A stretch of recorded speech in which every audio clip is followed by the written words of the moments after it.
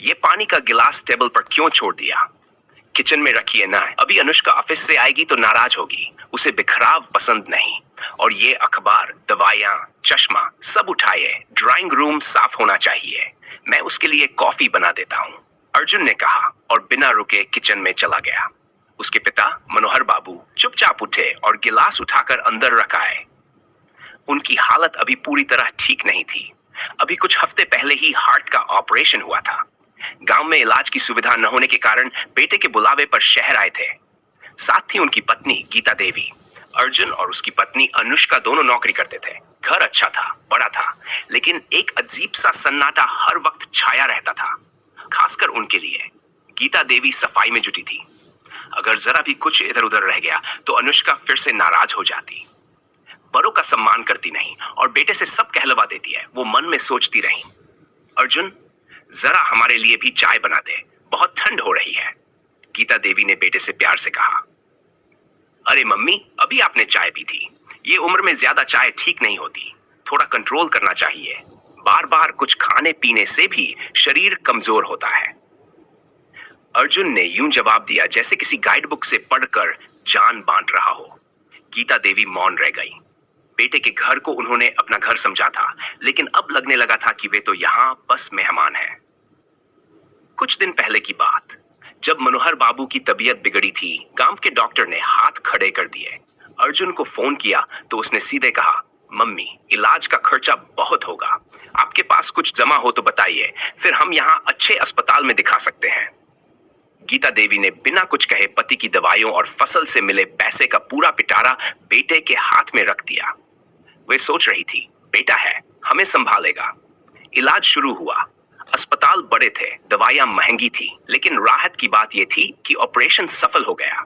अस्पताल से छुट्टी मिलने के बाद जब घर आए तो नए नियम सामने आए। क्या खा सकते हैं, क्या नहीं, क्या छू सकते हैं, क्या नहीं। गीता देवी कभी किचन में नहीं जाती थी। अनुष्का ने शुरुआत में ही कह दिया था, मम्मी जी आपको कुछ चाहिए हो तो मुझे बोलिए या काम वाली को, क्योंकि मुझे सफाई बहुत पसंद है। गीता देवी को सब समझ में आ गया। उनके हाथ के पराठे, उनकी बनाई मीठी खीर, वो गरम दलिया अब सिर्फ यादें थी। अर्जुन और अनुष्का ऑफिस जाते थे। सुबह नाश्ते में सूखा टोस्ट और गुनगुना दूध, दोपहर में 2 रोटियां और 1 कटोरी सब्जी। गीता देवी को डायबिटीज थी, बार बार भूख लगती थी, लेकिन रसोई से दूरी बनाए रखना अनिवार्य था।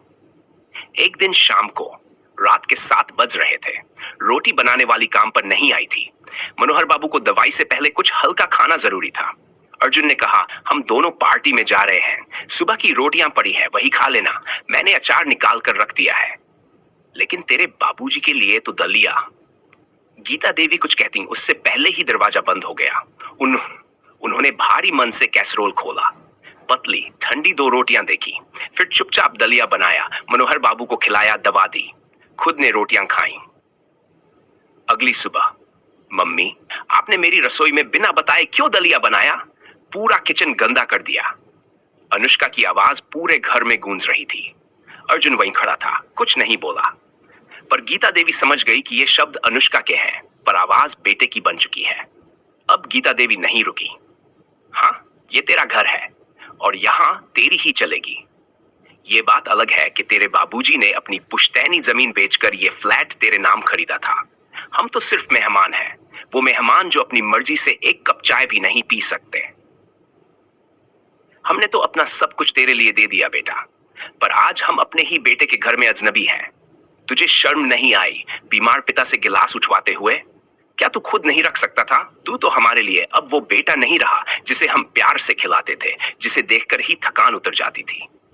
हमने तय कर लिया है, आज दोपहर को गांव जा रहे हैं, तेरे काका आ रहे हैं हमें लेने। तेरे साफ सुथरे घर में अब कभी कदम नहीं रखेंगे। अर्जुन सिर झुकाकर खड़ा था। पहली बार उसे अपने शब्द बेमानी और खामोशी शर्मनाक लगी, लेकिन अब देर हो चुकी थी। मनोहर बाबू और गीता देवी घर छोड़कर जा चुके थे कि दोपहर थी। चारों तरफ धूप पिछी हुई थी, लेकिन गांव के घर के आंगन में जैसे ठंडक पसरी थी। गीता देवी और मनोहर बाबू चुपचाप घर के पुराने दरवाजे के सामने खड़े थे। मिट्टी की दीवारों से कच्चेपन की महक आ रही थी। सामने तुलसी चौरा वैसा ही था जैसे वो छोड़कर आए थे, बस अब थोड़ी सी घास उगाई थी। गीता देवी ने धीरे से मनोहर बाबू का हाथ पकड़ा और कहा, अब ये घर भले ही टूटा फूटा हो, लेकिन इसमें सुकून है, जीने की इजाजत है, सांस लेने की आजादी है। गांव वालों को जब पता चला कि बाबूजी और अम्मा लौट आए हैं, तो जैसे पूरे गांव में सजीवता लौट आई। रामू काका ने तुरंत पंखा चलना शुरू कर दिया, बिंदिया बुआ गर्म दूध ले आई और स्कूल के बच्चों ने आंगन में आकर खेल शुरू कर दिया। गीता देवी सुबह तुलसी में पानी डालती, चूल्हे पर हांडी में खिचड़ी पकाती और मनोहर बाबू बरामदे में बैठकर पुराने रेडियो पर पुराने गीत सुनते। इलाज की दवाइयां सरकारी अस्पताल से आने लगी। गांव की आशा बहू हर हफ्ते आकर चेकअप कर जाती। शहर के 4 कमरों वाले फ्लैट में जहां साफ सुथरा रहने की पाबंदी थी, यहां हर चीज में अपनापन था, इवन मिट्टी में भी।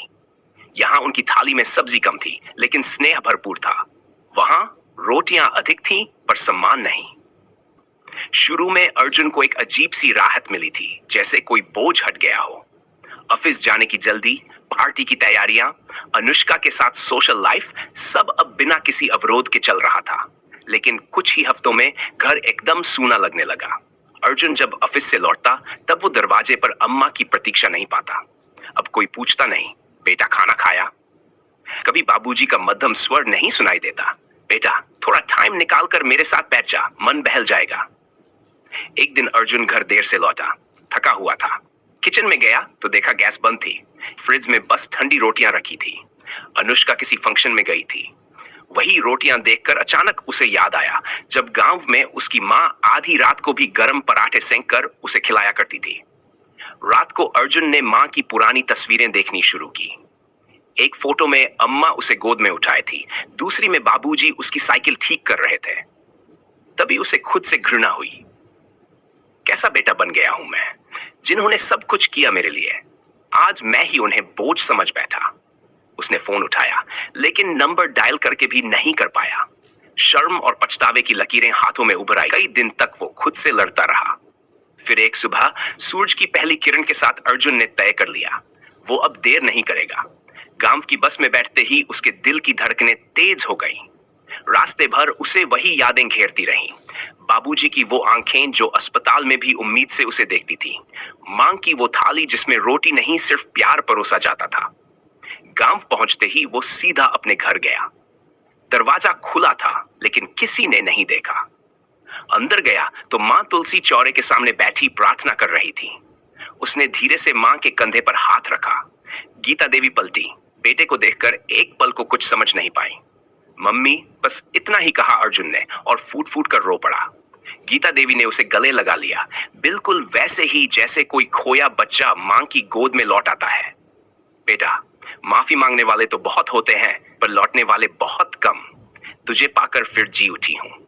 बाबूजी ने बस इतना कहा, मेरा बेटा आज भी वही है, थोड़ा भटक गया था पर घर आ गया है, यही काफी है।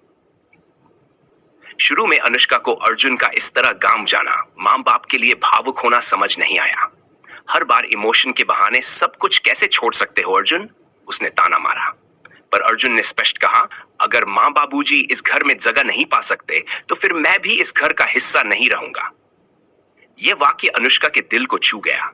कुछ देर के लिए गुस्से से भरी रही, लेकिन फिर अपने ही माता पिता की तस्वीर देखकर सोच में पड़ गई, अगर मैं बूढ़ी हो जाऊंगी तो क्या मेरा बच्चा मुझे भी ऐसे ही कहेगा। कुछ दिनों बाद उसने अर्जुन से पूछा, क्या मैं भी गांव चल सकती हूँ? अम्मा से कुछ रेसिपी सीखनी है और बाबूजी की दवा की टाइमिंग भी। गांव में पहुंचकर अनुष्का झिझकी, पर गीता देवी ने मुस्कुराकर कहा, बेटी, घर की रसोई तब संवरती है जब घर की बहू मुस्कुराए। धीरे धीरे अनुष्का ने सब बदलना शुरू किया। वह मां के साथ सब्जी मंडी जाती, बाबूजी की दवा समय पर देती और अब गांव के बच्चों को मुफ्त में इंग्लिश सिखाने लगी थी। अब मां के हाथ में बेलन नहीं, छड़ी थी, क्योंकि वे अनुष्का को आटे की सही मात्रा सिखा रही थी। अब वह घर फिर से हंसता था। उसमें मां की पूजा की घंटी, बाबूजी की खांसी, अर्जुन की हंसी और अनुष्का की सीखने की ललक थी। घर वही होता है जहां पीढ़ियां एक दूसरे को बोझ नहीं, विरासत समझें। हम आप सबसे दिल से रिक्वेस्ट करते हैं कि जब आपको हमारी कहानी इतनी पसंद आ रही है, तो कृपया हमारे चैनल को सब्सक्राइब जरूर करें, वीडियो को लाइक करें और कमेंट बॉक्स में अपना कीमती सुझाव जरूर दें कि आप आगे किस तरह की कहानियां सुनना चाहेंगे। आपकी एक छोटी सी प्रतिक्रिया हमारे लिए मायने रखती